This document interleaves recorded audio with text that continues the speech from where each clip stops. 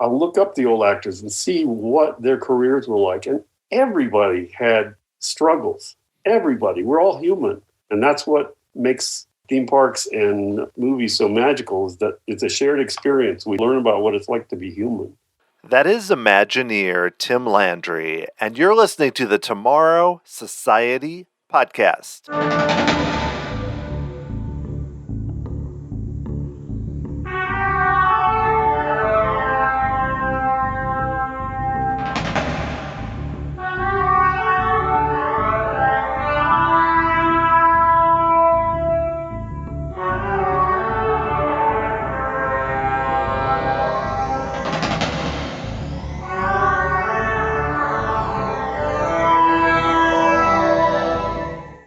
From the production of an audacious short film to becoming a Hollywood refugee to the Magic Kingdom with a few bumps along the road, follow Tim's adventures as he deals with the challenges of making magic. That's the description of Tim Landry's movie, Shoveling Pixie Dust, a Memoir, which you can watch on YouTube, but it also could describe our conversation here on this episode of the Tomorrow Society podcast. I hope you're all doing well out there. It is Dan Heaton. I'm back here for episode 158 of the Tomorrow Society podcast.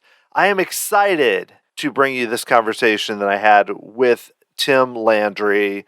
He's had a really interesting career, starting out at USC, wanted to become a filmmaker, nearly working on a very famous sci-fi film in the late 70s, created a short film called Cabbages and Kings with silhouettes, which I find really interesting, and ultimately ended up at Walt Disney Imagineering, working on effects for Cinemagique at Disneyland Paris, a film that I love, Finding Nemo submarines at Disneyland, Mystic Manor in Hong Kong, Phantom Manor, Soaring Fantastic Flight at Tokyo Disney Sea, so much more, plus the Astroliner, which was a very early type of simulator that feels kind of similar to what Tim did on Star Tours in 2011, the newer version, of course, The Adventure Continues.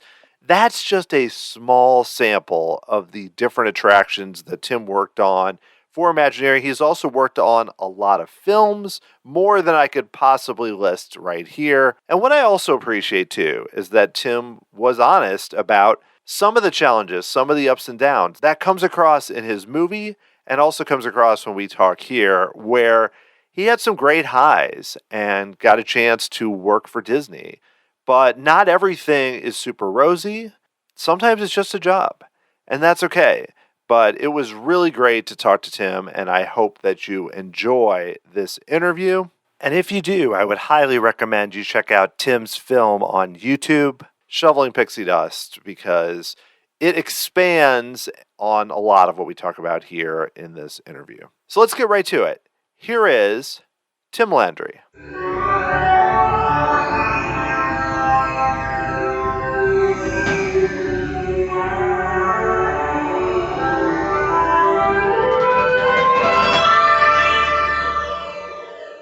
Tim, thank you so much for talking with me on the podcast. Hi, Dan. Good to meet you. Let's have some magic. For sure. I really enjoyed your movie, and I'm really excited to talk about some of the things you worked on. There's a lot of cool stuff. Before we get into that, though, I'd love to know from you just how you got interested in filmmaking and then ultimately decided to go to USC for film school. I mean, what was your background where that kind of grabbed you as something you wanted to do? I was a kid growing up in a Leave It to Beaver neighborhood in Northwest Florida. I used to watch I Love Lucy in the afternoons. And Lucy wanted to be in the show, Ricky. I thought that must be something that would be fun to do. And so I got kind of hooked in the idea of being in show business somehow.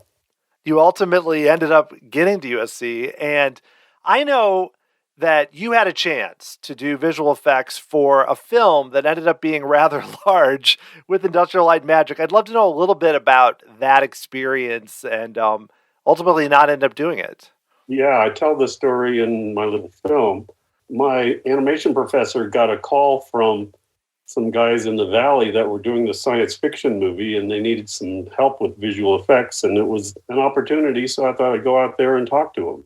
And so that little movie ended up being Star Wars, but I got to see the facility ratty as it was, that they were putting this thing together in with brand new things like motion control and computer control. And it was all pretty fascinating for a kid from Colorado. But ultimately, I had some commitments at school. I needed to finish school.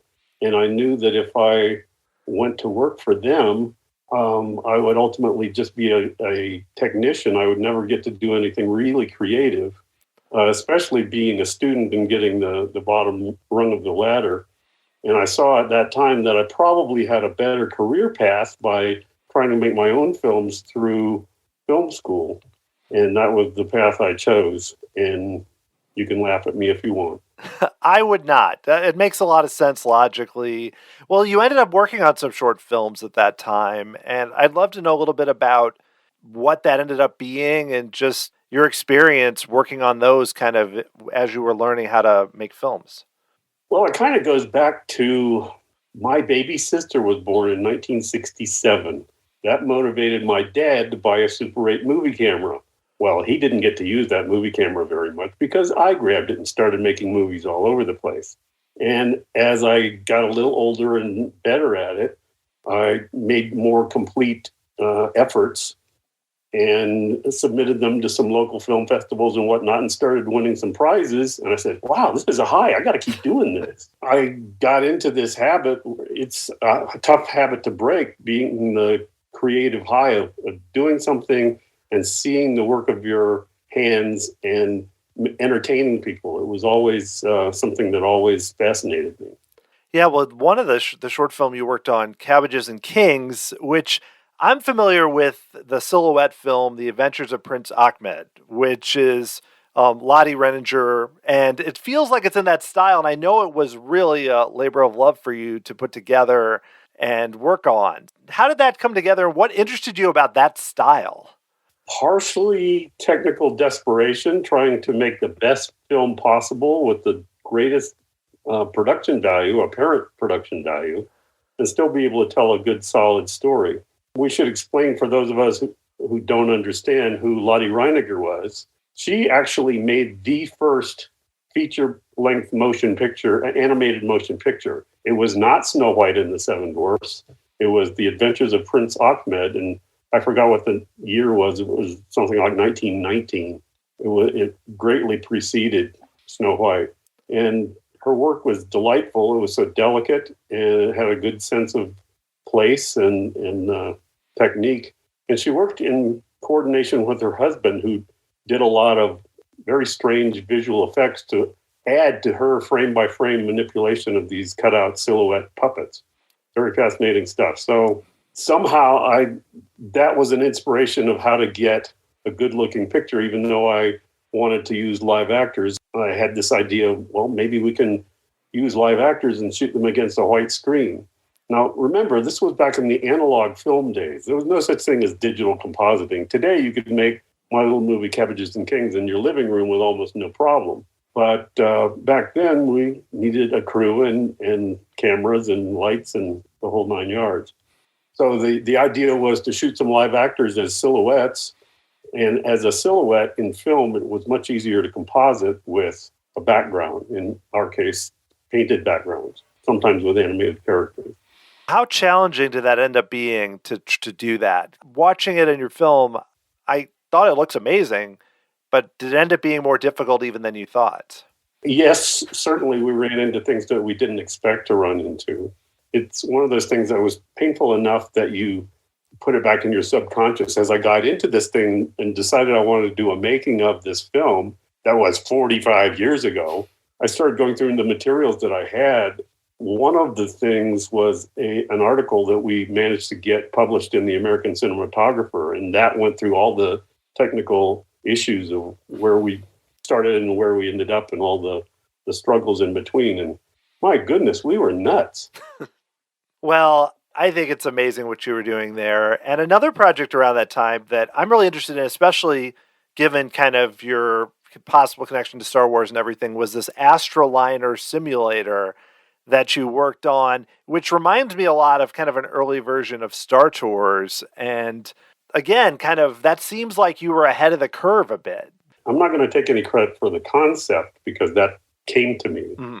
with the project. And it was this very interesting company in a rural area of northern Colorado, away from all the cities. These guys make amusement park rides. And I think one of their famous ones is the Scrambler. They make a lot of round rides.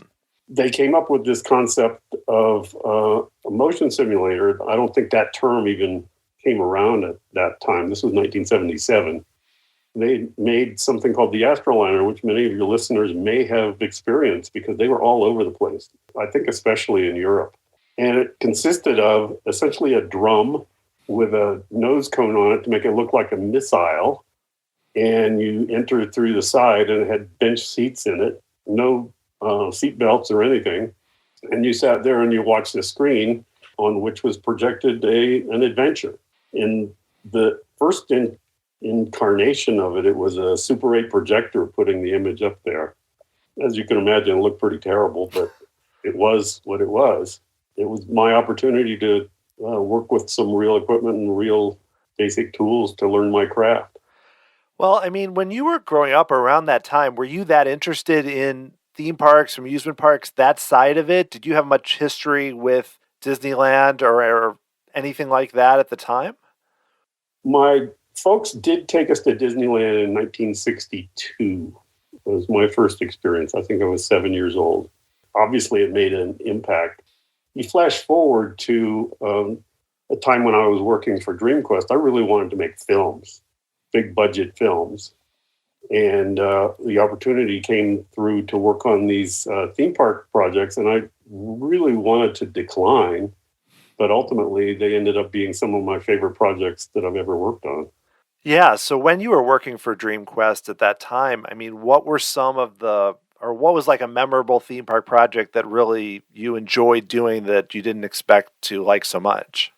There was this one called Cinemagique, there was a second park going in Paris. They had a Disneyland park, and they, by contract, had to put in a second park, which they decided to make Disney Studios Paris. So they were making a phony motion picture production studio, complete with studio tour, where no films were ever made. But whatever.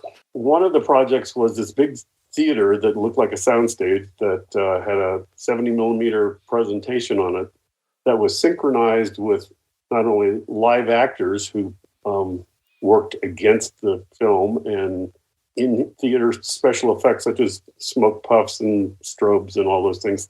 A lot of that stuff is fairly common these days, but doing it in coordination with the film was pretty sort of groundbreaking at that time. But I digress. The concept is, or was for that project, that there's a member of the audience whose phone rings and he is trying to get a signal, and he ends up going up on stage trying to get a decent signal. And the actors on the film get so irritated with this guy that they zap him and suck him into the movies. And he gets an adventure through all the movies in film history, from Silence through Disney animation to Titanic to Hunt for Red October to Star Wars to you name it. We got to recreate each one of those films in some manner. We had to cut back and forth between real clips and our actors doing their thing. So they built a piece of the Death Star corridor. They built the deck of the Titanic and some of the rooms in the lower decks. They built a whole mountain in a yellow brick road for the Wizard of Oz. It was so much fun. And I remember I was the visual effects supervisor on the show. I was there on set waiting for them to start working on scenes that would affect me. They were shooting some stuff on the Death Star set, which was right next door to the Titanic set on the same stage. So they were crammed right up against each other. And one of the best things I had was I was sitting there bored to death, and I was there with my producer sitting there on the Titanic set. And I said, "Rachel, watch." And I got up, moved one of our chairs, and sat back down. I said, "I'm rearranging deck chairs on the Titanic." Ended up playing for 46,000 performances before they finally closed it down a couple of years ago. I've seen that show. It's incredible. We went to Paris one time, Disneyland Paris, and I agree with you. The park is it's a little strange with the tour, and it's not the best Disney park, but Cinemagique, amazing show. I'm sad that it's gone, but I'm glad it played for so long. But I kind of assumed seeing it that a lot of it was tricks, in terms of I didn't realize you actually rebuilt little parts of the Death Star, the Titanic, or whatever. You just kind of figure you get trained in modern technology to assume that doesn't happen. It kind of fascinates me that, especially you being so interested in films, that they were creating those sets of, little parts of those sets for the film. That makes it even more interesting to me. I want to go watch the video again of it just after that. Well, one of the major contributions I'd say I had with that film was I had come off of a film called Georgia of the Jungle in 1996. And I had worked with a cinematographer named Tom Ackerman, and they needed a cinematographer for this show. And I just thought that he would be perfect for it, because what was fun about it was we had all these old movies, everything from Casablanca to these French films to whatever. And we knew we needed to film whatever bits that had to go with them in the same format, using the same as close to the same technology as we could, just to make it so that it would match in. This film was going out to 70 millimeter film, so we didn't really have all the color matching capabilities that we have today with digital stuff. Ackerman just had a ball, shooting stuff in 70, shooting stuff in VistaVision, shooting stuff, and it all went together to try to make one big movie. It comes together so well. It's one of the great theme park, especially film attractions, and bringing in the live actors, and it's just awesome. Do need to give a shout out to the director of that film, which is a guy named Jerry Reese, who's a dear friend of mine, and also producer Tom Fitzgerald. All three of us, it's our favorite show that we've ever worked on. A lot of other people too really enjoyed that show. Yeah, Jerry, he's worked on so many cool stuff. Also, Bruce Broughton, I talked to him. He did the music, and he had told me it was one of the favorite things he ever worked on too. And he did a lot of theme park stuff. So that's quite a group of people that worked on one show. Well, when you were at DreamQuest, I know ultimately Disney purchased DreamQuest, and I'm curious what that experience for you was like for you. Disney kind of buying the company and then kind of shifting possibly what you were doing. Yeah, I was not let in on all the internal discussions, but what I did know was that they came in and started moving management around, started putting their people on site to watch over us. We made it work, but it was not the best decision that I ever made. Although I did hear through the grapevine many years later that ultimately Disney bought the place, ran it as the secret lab for 6 years, and then closed it down on a whim.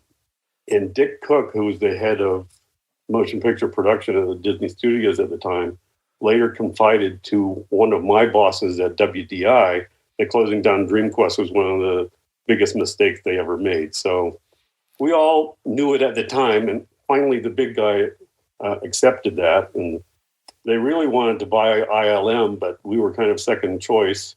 So they bought us, and now they own ILM. Well, it's good to hear. I mean, it probably doesn't mean that much, but good that they realized that there was a real value to what DreamQuest was doing. Well, even when they closed us down, we had a bunch of clients that just desperately wanted to use us. And we said, sorry, we're going away. See ya. That's weird. Well, another project you worked on, I know you worked on some projects for Disney California Adventure, including Golden Dreams, the film, and the bakery tour. And I'd love if you have what it was like to work on those, especially the early California Adventure, which is very different than the park today. It was my introduction to theme park work at all. My most vivid memory there is going to the park to screen some stuff, some tests or whatever, in the theater that we were going to be showing it in, and just going through and trying to get through all the rebar and all the unpoured concrete and get around all the dust to actually do the work. It was a challenge. Golden Dreams, we shot part of it in Colorado, a lot of it in location in California. It was a 70 millimeter or 65 millimeter. and it was directed by a director named Agnieszka Holland. I got the feeling her heart wasn't really in it. She would sit there and read her book most of the time. But ultimately, it had a sort of an emotional impact. It always brought a tear to my wife's eye whenever we would get into the montage part of it. But I guess it didn't go over as well as it might. And it was in the building that is now the Little Mermaid, which I also worked on. That was like the second time I'd worked on a show that replaced another show that I had worked on in the same building. That's a common experience from people I've talked with about replacing their own attractions or attractions they were involved with. So I've heard a lot of good things about Golden Dreams. I wasn't able to experience it, but I know a lot of people that still like it and also, that miss it. So I think it made an impact. What did you do on Little Mermaid when you were working on that? Bubbles. That was pretty much it. Well, those bubbles were great.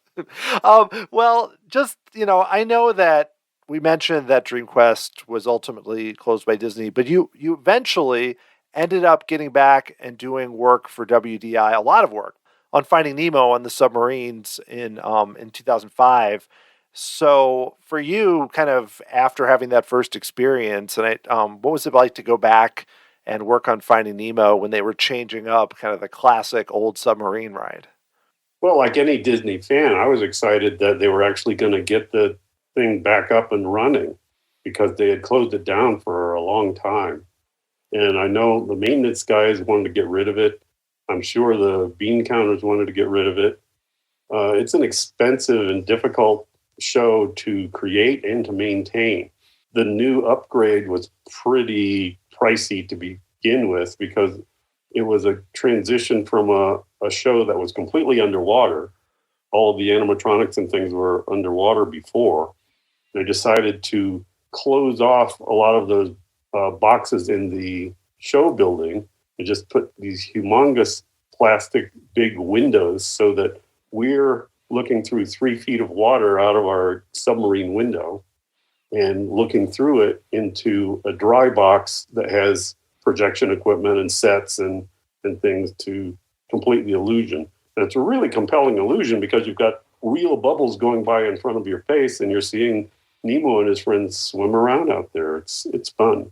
Yeah, I mean, that projection, especially at the time, was mind-boggling to me, at least. Just the idea that, the characters are swimming through it. It's easy for your brain to not think, oh, this isn't actually the water like it was, that it's more projection. So was that challenging to make those effects work? I mean, the parts that you were working on? I was inventing process. A lot of it, even the folks that had designed the show, I don't think they really knew exactly how they were going to pull it off. They had done some tests, but they were not extensive tests. And I had to figure out a way to, you've got the situation where you've got a projector that's hitting a screen at an angle. So how do you take out the keystoning? Well, some of that's automatic these days with technology and software that you have with projectors and projection systems, but it really didn't exist that much back then. So I had to figure out a way to distort the image so that I could trace the edges of where the playing field was and map out no-fly zones where the fish couldn't swim because they'd run into a shadow or something, and then figure out a way to re-distort it so that we could hand it back to the Pixar guys to say, here, make your fish go here. And that was the technical part of it, and it was fun. It got me up and running in the whole screen mapping business. But once I got done with that, I was lucky enough to do some of the ancillary animations. Again, more bubbles. I got to animate some lava. At any rate, I touched every single frame that went through that thing. Well, I mean, you worked on so many films prior to that. And I mean, how important was it, do you think, for you to have worked on, visual effects and all these Hollywood projects, and then to work on something so new like that? Well, art is art, no matter what the medium is. And you start to learn about balance, you start to learn about pacing, you learn about rhythm. It all goes together. That's what I loved about working in show business, is that you learn on every single project. It's best when you can build from one to the next. If you can take the same crew and everybody learns something and then take that knowledge and move on and make something bigger and better and greater. Unfortunately, you don't get to do that very often. It's like a serial family. You got a film crew and you're like a family, and then you all disband and you don't see each other again. Then you come together with a new film family and get to know each other and then disband again. It's not as great as it could be. One of the things about WDI is that the limited number of people, at least back when I first started, we could become more of a family, and we would end up doing odd jobs that weren't necessarily in our job description because there was nobody else to do it. And that was another opportunity to learn. Right, because it makes the job more interesting too, because you're learning new things. You're not doing the same thing over and over. And even just looking at a lot of the projects you did with new effects or with, modernized effects, that seems to be the case. I mean, you worked on Haunted Mansion and Pirates and adding new effects and everything. I mean, how was that to kind of go and to those and other kind of older attractions and work on some new effects to kind of spruce those up? At the time, I felt like I was being asked to put a few more brushstrokes on the Mona Lisa, as any Disney fan who's been through Pirates of the Caribbean would feel. And going behind the scenes in that attraction was exciting, but also a little bit appalling because the whole thing is made out of wood using techniques from the 1950s, Radiator Springs Racers, for instance. That entire facility is all stainless steel and concrete and glass. And then you go back over to Pirates of the Caribbean, and it looks like it could be a fire trap. But it's a museum piece, and nobody really wants to touch it, and you can't blame them. Yeah, I mean, also too, there's so many people that have so much affection for it that it's like any change is, there's not there's going to be, a lot of unhappy fans across the board. So I'm sure that's tricky there too. But like you said, there are such great attractions, but I feel like if you do good updates, they can even be, I don't know if I'd say better, but different in a good way. Well, I always kind of figured that we tried to make people experience it the way they remember it.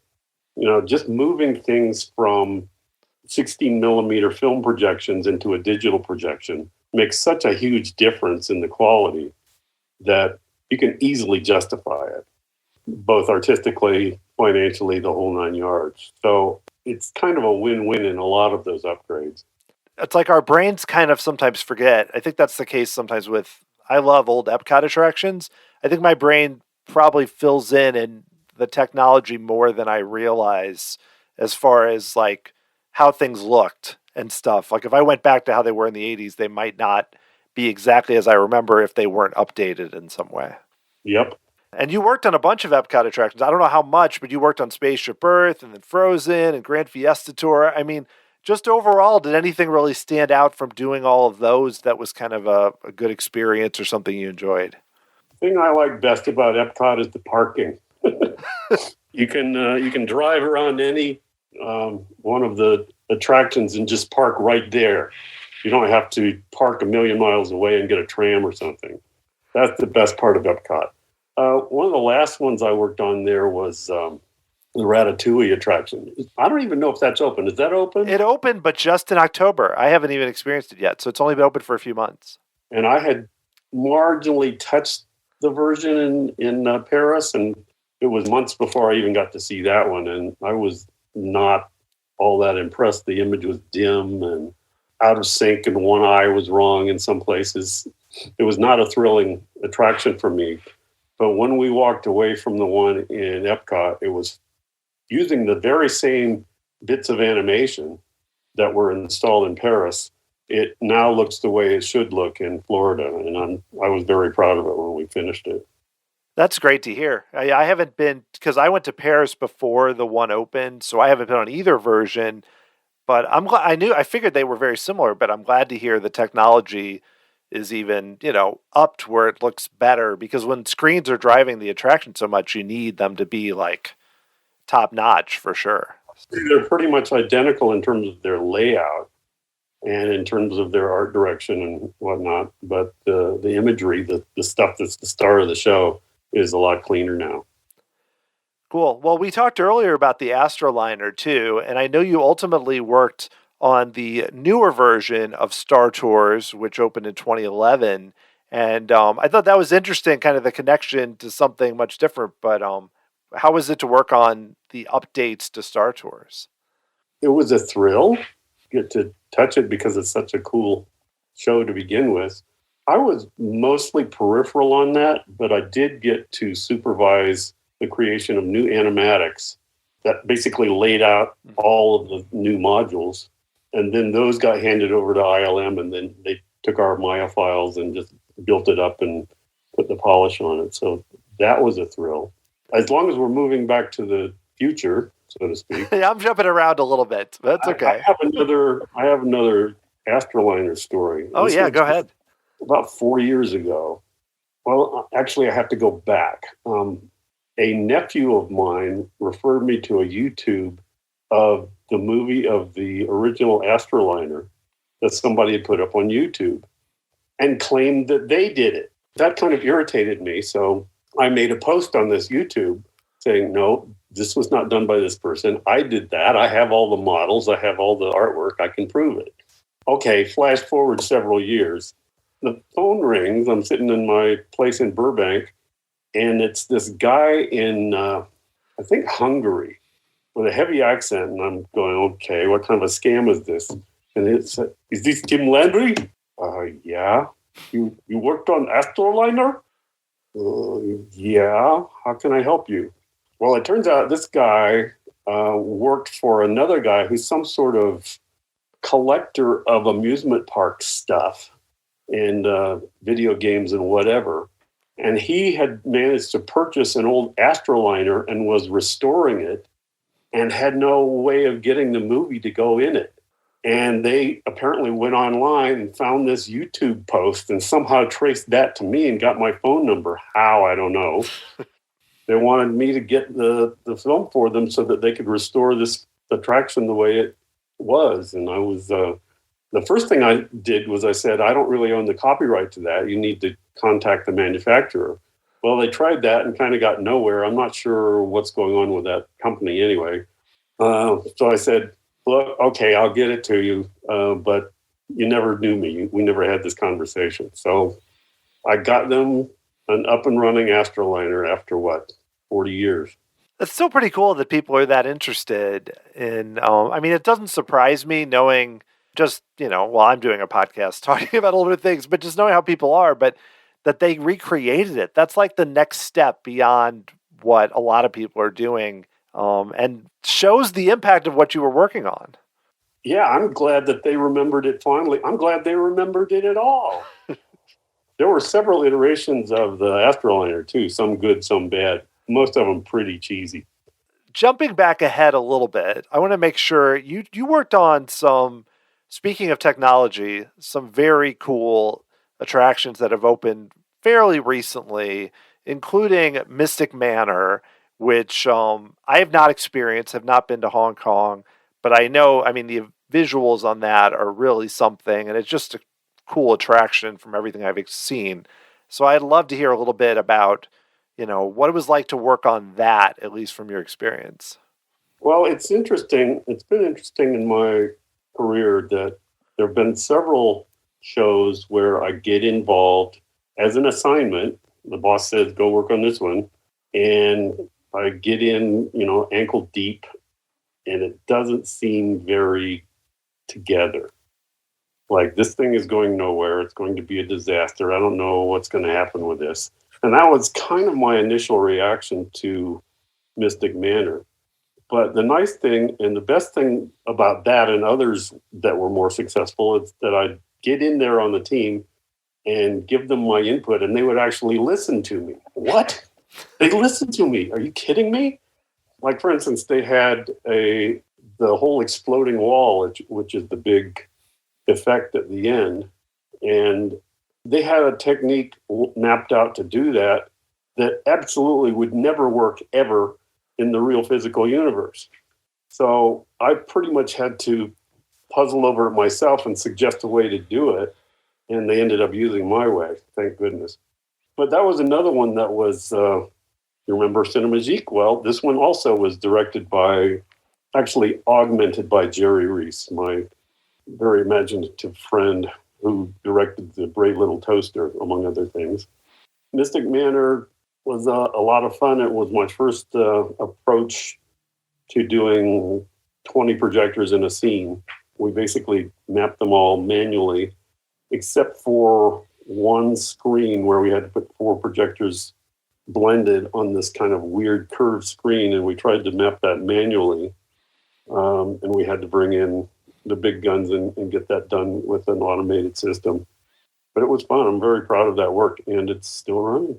Yeah, it holds up well, and I'm hope to see it. And I know from your film that you ultimately on that and Phantom Manor, which is another cool Haunted Mansion variation, but you make a cameo in those attractions. Like they can find you.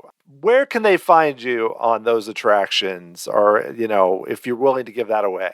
Well, first of all, I have to say that this is not a big ego thing, even though it's a great stroke for one's ego.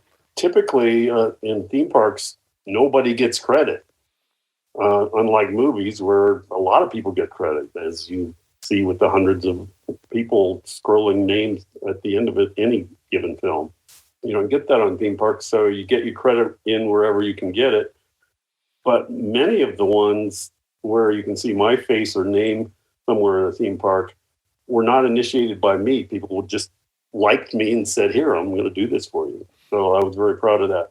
In Mystic Manor, when Cicero said he needed one more piece of art, he needed somebody to do some Photoshop work. So I was elected.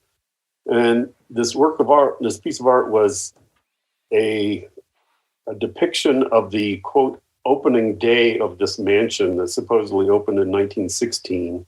And it shows Professor Mystic and his monkey in a crowd around him. I put that together and made it black and white and distressed it so that it looks like it was filmed or shot in 1916. And this piece of art is the very first thing that you see when you walk in the door to go into the queue. So people just kind of whiz past it. But if they take the time to notice, it just says grand opening 1916 Mystic Manor. And it's got interesting things in it. Showing the manor as it was back then. But the crowd that I put at this ribbon cutting depicted in the thing, I got a bunch of stock photos of people that were actually in that era. But in addition, I managed to put myself and my wife in there just for fun. But I also found a photo of Walt and Roy Disney, and I put them in the crowd as well. So that's a little Easter egg if you want to go to Hong Kong. Yeah, I'm going to have to look for that when I get there. Also, I want to ask you about one more attraction you worked on too, Soaring Fantastic Flight, because I know you were involved. The pre-show is very different, even though part of the Soaring main part is similar. And I'm just curious, I know you put it in your film, you mentioned that it was a cool project that you really enjoyed. So I'd love to hear you talk about that a bit. Well, it was another one where they actually listened to me. And it's interesting because I was on that one 10 years before it actually opened. There was another creative crew that had laid out a different, and that was only significant in that I learned several things about what making illusions of moving photos that supposedly should be static or printed or hanging on the wall, and instead putting a projector or a monitor up there to stand in for that. That's a tricky business, and I learned a lot about that from the Jiminy Cricket version of that opening. And then flash forward, we got the new crew, and they called me in again, and they said they had this, they wanted this shadow of a falcon to come to life and fly around and highlight these photos or paintings rather, that were hanging on the wall. Okay, fine. But as I got into that, they didn't have the story completely worked out of how this should be choreographed yet. And so I was able to help them with that. And I had some ideas. I said, well, look, we've got it's 11 projectors total in that scene. And you've only got stuff really happening on about 3 or 4 of them for any length of time. We've got a canvas. Let's make a show here. Hey, kids, my uncle's got a barn and I've got some costumes. Let's put on a show. And so I did a mock-up of some other activities that illustrated what the verbiage was and told the story a bit better.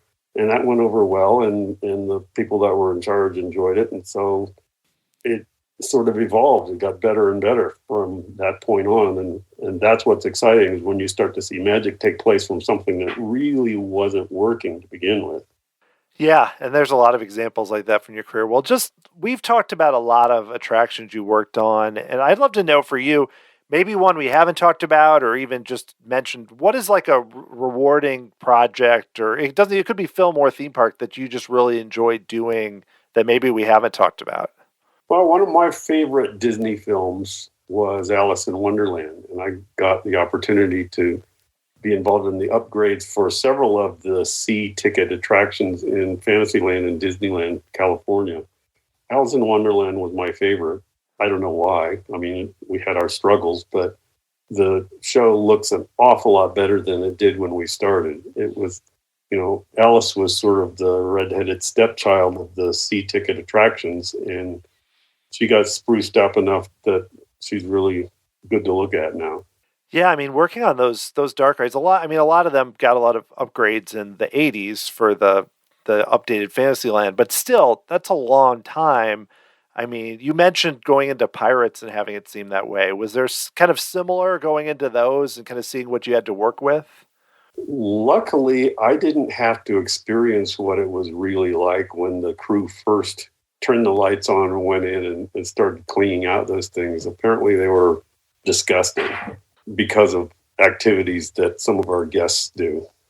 Oh, Yeah, think about it. I could imagine 30 years plus that or more. I mean, I'm talking back to the '80s, but my goodness. Well, on that note, I have a few kind of overall questions for you too. Over the time, I mean, you mentioned Jerry Reese. Are there kind of other designers or people that you worked with that either were mentors or you just really had a great experience working with kind of in your career? That's a problem, because I'll leave somebody out and then I'll feel bad.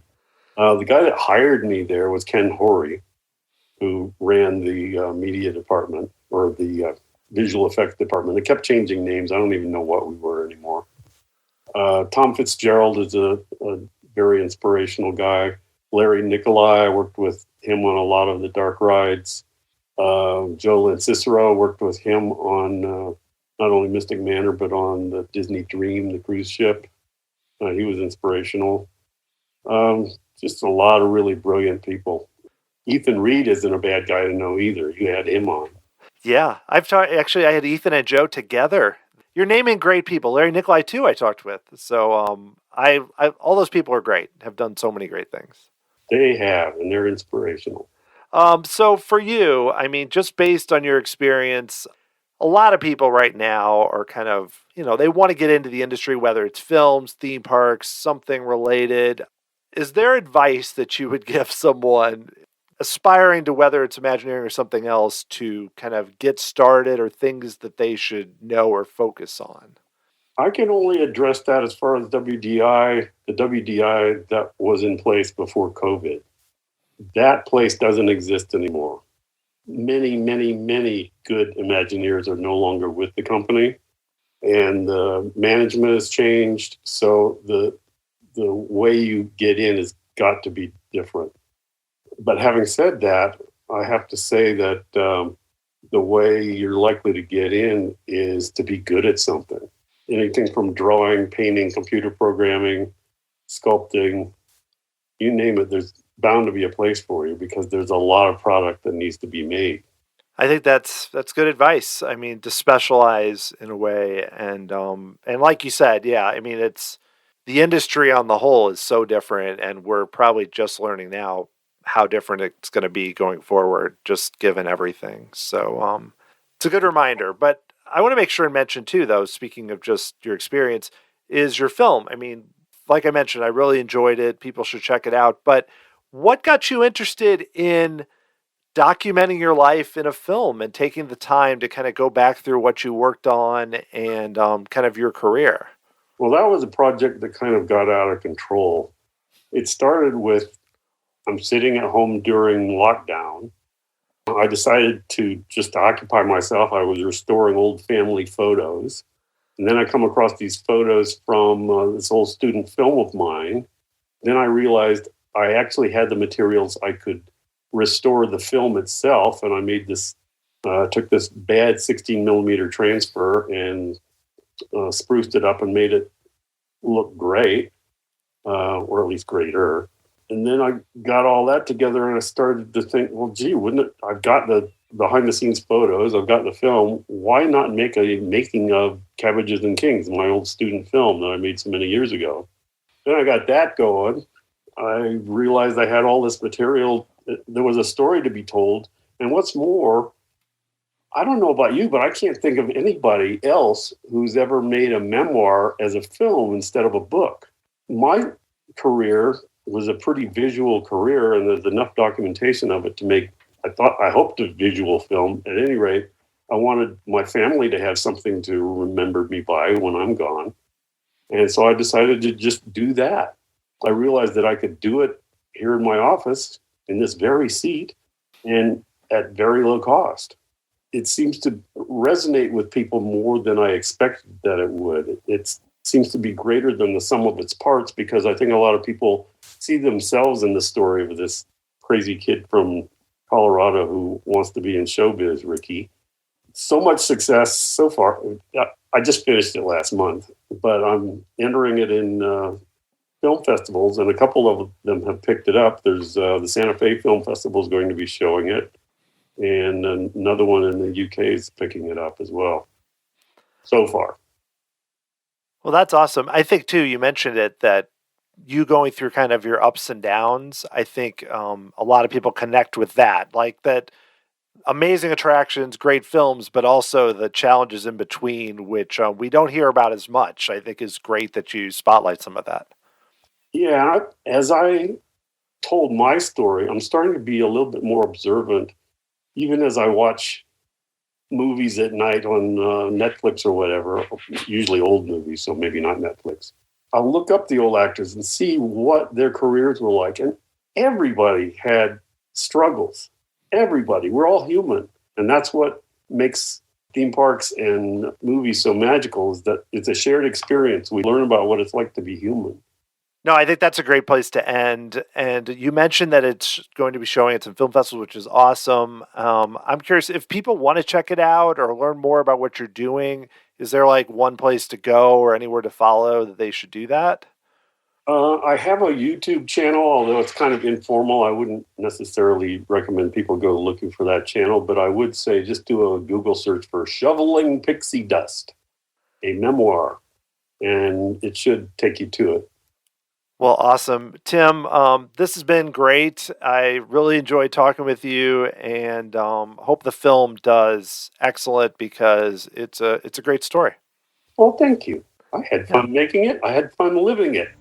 Want to give a big shout out to Ethan Reed for helping to make this podcast happen. Ethan was actually just recently on the show once again on a roundtable along with Joe Lencicero in episode 155. If you'd like to support the Tomorrow Society podcast, there is a great way to do so through Patreon. You can get access to some really cool perks, including the monthly Tomorrow Society Bulletin podcast. I just released an episode where I previewed attractions I'm excited to check out in 2022. If you'd like to get a hold of me, you can also send me an email at dan@tomorrowsociety.com or follow me on Twitter at tomorrowsoc. The music for this podcast is written by Adam Hookey, performed by the Sophisticated Babies. So your task this week is to check out another podcast where I appeared, which is Notably Disney. I was part of a trivia competition hosted by Brett Nachman. He does a great job on that show. Lots of interviews with composers, other fun episodes. On this show, I was competing